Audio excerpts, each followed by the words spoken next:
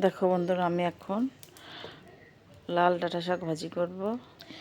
এই দিলাম তেলটা একটু গরম হোক, তারপরে দেবো রসুন, তারপরে দেবো পেঁয়াজ। দুটোকে একটু ভালো করে ভাজি করে তারপরে দেবো হচ্ছে লাল শাক। তেলটা আমার গরম হয়ে গেছে, এখন এই রসুন দিয়ে দিলাম।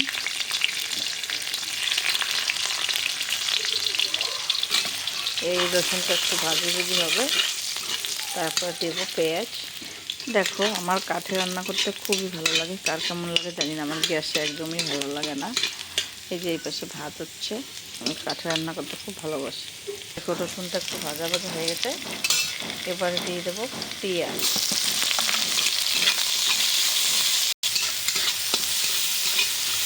দেখো, পেঁয়াজটাও ভাজা হয়ে গেছে, এবার দিয়ে দেবো আমি এই যে লাল শাক। এবার দেবো দেখো লবণ, এবার একটু সামান্য পরিমাণে হলুদ,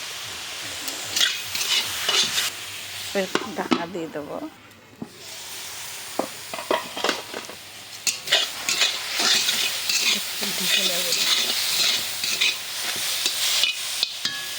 দেখো বন্ধুরা, শাক ভাজা রেডি। এই লাল শাক খেতে খুব পছন্দ করে, আমি খুব ভালোবাসি, আমার খুব ভালো লাগে লাল শাক খেতে। দেখো, শাক ভাজা রেডি।